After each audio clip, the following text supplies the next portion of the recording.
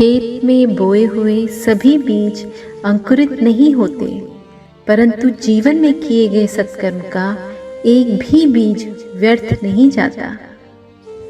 सच्चाई के रास्ते पर चलना फायदे की बात होती है, क्योंकि इस राह पर भीड़ कम होती है। कुएं में उतरने के बाद बाल्टी झुकती है, लेकिन झुकने के बाद भरकर ही बाहर निकलती है। जीवन भी कुछ ऐसा ही है, जो झुकता है वो अवश्य कुछ न कुछ लेकर ही उठता है, और यही जिंदगी जीने का सार है। यदि आपके चंद मीठे बोलों से किसी का रक्त बढ़ता है तो ये भी रक्तदान है। यदि आपके द्वारा किसी की पीठ थपथपाने से उसकी थकावट दूर होती है तो ये भी श्रमदान है। यदि आप कुछ भी खाते समय उतना ही प्लेट में लें कि कुछ भी व्यर्थ न जाए तो ये भी अन्नदान है। बेबसी और बेकसी का किस्सा भी अजीब है। कोई बासी होने पर रोटी नहीं खाता और किसी को बासी होने तक रोटी नहीं मिलती। लगभग 11 या 12 साल का एक छोटा सा गरीब लड़का एक बार एक होटल में गया। होटल में बहुत भीड़ थी और वेटर अमीर ग्राहकों को खाना परोसने में व्यस्त था। उनसे आखिर उसे बख्शिश जो मिलनी थी। वो लड़का बहुत गरीब लग रहा था, इस वजह से होटल के वेटर ने उसकी तरफ ध्यान नहीं दिया। वेटर ने सोचा, पता नहीं कैसे कैसे लोग आ जाते हैं होटल में खाना खाने। इनके पास पैसे वैसे तो होते नहीं हैं, 10 रुपए का एक समोसा खा के वक्त बर्बाद करके चले जाते हैं। वो लड़का एक खाली टेबल पर जाके बैठ गया और वेटर के आने का इंतजार करने लगा।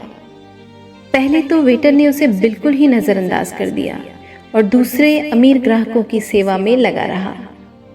काफी देर के बाद जब उसे समय मिला तो वो उस लड़के के टेबल के पास गया। बोलो क्या चाहिए? वेटर ने झुंझलाहट में उस लड़के से पूछा। उस लड़के को बहुत भूख लगी थी। एक प्लेट समोसा कितने में मिलेगा? उसने बड़ी मासूमियत से उस वेटर से पूछा।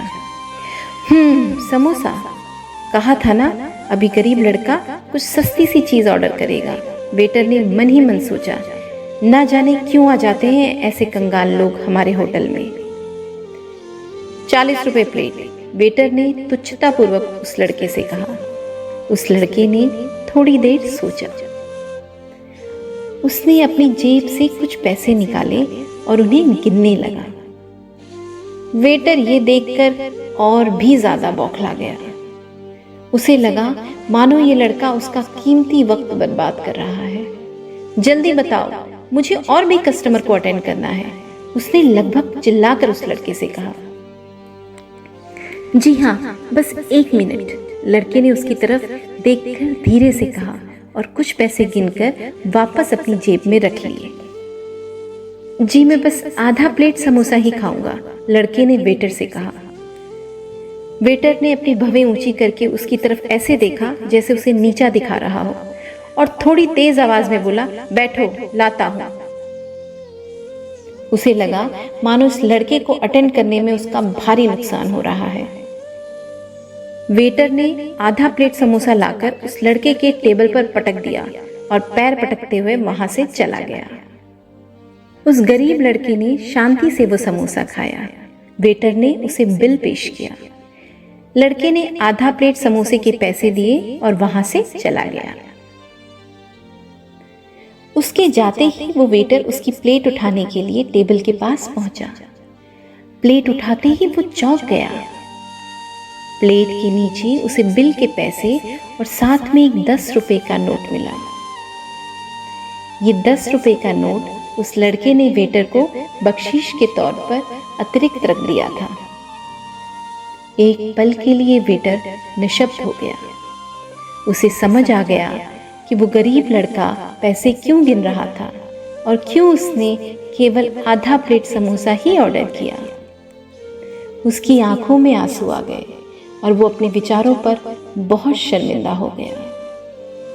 उस गरीब लड़के ने आज उसे सिखा दिया कि चाहे कुछ भी हो जाए, किसी के कपड़े या व्यक्तित्व से उसके स्वभाव या विचारों का अंदाज़ा नहीं लगाया जा सकता, बल्कि केवल व्यक्ति के कर्म ही उसके विचारों को दर्शाते हैं और उसकी पहचान होते हैं।